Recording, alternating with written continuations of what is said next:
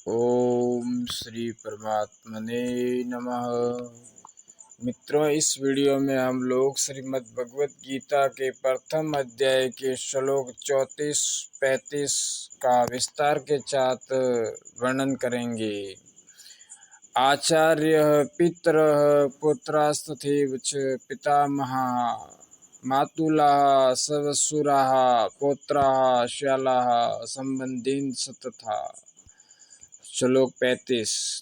एतान् हन्तुमिच्छामि घ्नतोऽपि मधुसूदन अपि त्रैलोक्यराज्यस्य हेतुः किं नु मही कृते।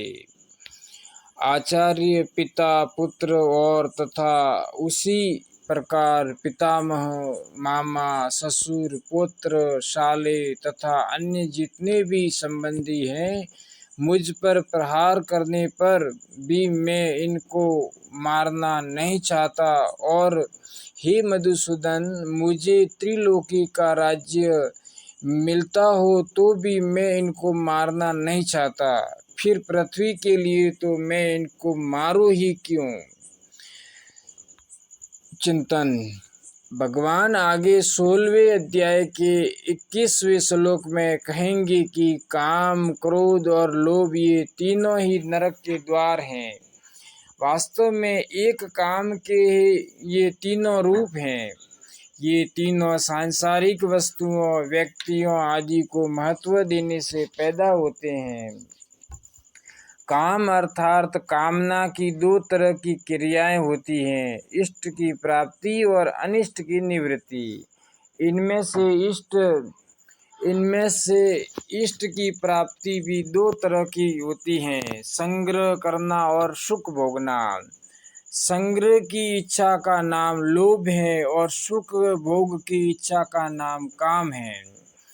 अनिष्ट की निवृत्ति में बाधा पड़ने पर क्रोध आता है, अर्थात भोगों की संग्रह की प्राप्ति में बाधा देने वालों पर अथवा हमारा अनिष्ट करने वालों पर, हमारे शरीर का नाश करने वालों पर क्रोध आता है। इस क्रोध आता है जिससे अनिष्ट करने वालों का नाश करने की क्रिया होती है।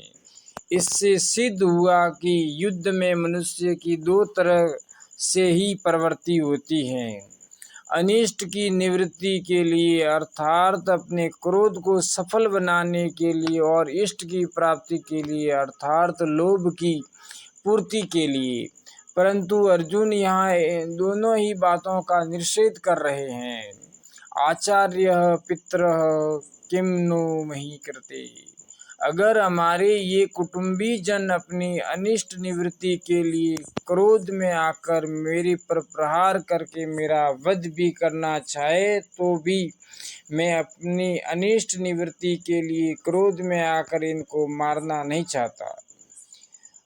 अगर ये अपनी इष्ट प्राप्ति के लिए राज्य के लोभ में आकर मेरे को मारना चाहे तो भी मैं अपनी इष्ट प्राप्ति के लिए लोभ में आकर इनको मारना नहीं चाहता। तात्पर्य यह हुआ कि क्रोध और लोभ में आकर मेरे को नरकों का दरवाजा मोल नहीं लेना है। यहाँ दो बार अपि पद का प्रयोग करने में अर्जुन का आश्चर्य यह है कि मैं इनके स्वार्थ में बाधा ही नहीं देता तो ये मुझे मारेंगे ही क्यों। पर मान लो कि पहले इसने हमारे स्वार्थ में बाधा दी है, ऐसा विचार से ये मेरे शरीर का नाश करने में प्रवृत्त हो जाए तो भी मैं इनको मारना नहीं चाहता। दूसरी बात, इनको मारने से मुझे त्रिलोकी का राज्य मिल जाए यह तो संभावना ही नहीं है। पर मान लो कि इनको मारने से मुझे त्रिलोकी का राज्य मिलता हो तो भी अपि त्रिलोक्य राज्यस्य हेतु हो मैं इनको नहीं मारना चाहता। मधुसूदन संबोधन का तात्पर्य है कि आप तो दैत्यों को मारने वाले हैं, पर ये द्रोण आदि आचार्य और भीष्म आदि पितामह दैत्य थोड़े ही हैं जिससे मैं इनको मारने की इच्छा करूं। ये तो हमारे अत्यंत नजदीक के खास संबंधी हैं। मधु नामक दैत्य को मारने के कारण भगवान का नाम मधुसूदन पड़ा था। आचार्य, इन कुटुंबियों में जिन द्रोणाचार्य आदि से हमारा विद्या का हित का संबंध है, ऐसे पूज्य आचार्यों की मेरे को सेवा करनी चाहिए कि इनके साथ लड़ाई करनी चाहिए। आचार्य के चरणों में तो अपने आप को, अपने प्राणों को भी समर्पित कर देना चाहिए, यही हमारे लिए उचित है।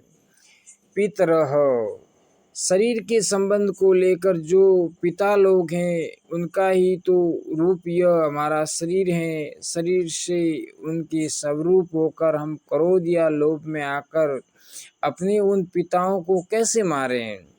पुत्रः, हमारे और हमारे भाइयों के जो पुत्र हैं वे तो सर्वथा पालन करने योग्य हैं। वे हमारे विपरीत कोई क्रिया भी कर बैठे तो भी उनका पालन करना ही हमारा धर्म है।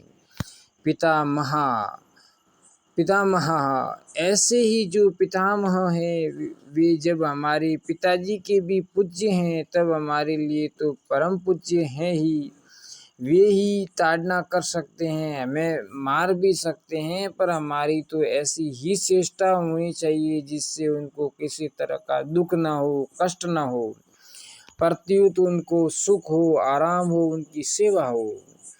मातुलाह, हमारे जो मामा लोग हैं वे हमारा पालन पोषण करने वाली माताओं के ही भाई हैं, अतः माताओं के समान ही पूज्य होने चाहिए। ससुराः, ये जो हमारे ससुर हैं ये मेरी और मेरे भाइयों की पत्नियों के पूज्य पिताजी हैं, अतः ये हमारे लिए भी पिता के ही तुल्य हैं, इनको मैं कैसे मारना चाहूँ। पुत्रः, हमारे पुत्रों के जो पुत्र हैं वे तो पुत्रों से भी अधिक पालन पोषण करने योग्य हैं। श्यालाः, हमारे जो शाले हैं वे भी हम लोगों की पत्नियों के प्यारे भाई हैं, उनको भी कैसे मारा जाए। संबंधिन, ये जितने संबंधी दिख रहे हैं और इनके अतिरिक्त जितने भी संबंधी हैं उनका पालन पोषण सेवा करनी चाहिए कि उनको मारना चाहिए। इनको मारने से अगर हमें त्रिलोकी का राज्य भी मिल जाए तो भी क्या इनको मारना उचित है। इनको मारना तो सर्वथा अनुचित है, गलत है। अगर भक्तों आपको यह वीडियो पसंद आया हो तो इस वीडियो को लाइक करना, इस चैनल को सब्सक्राइब करना और अवश्य शेयर करना। बोलिए कृष्ण कन्हैया लाल की जय।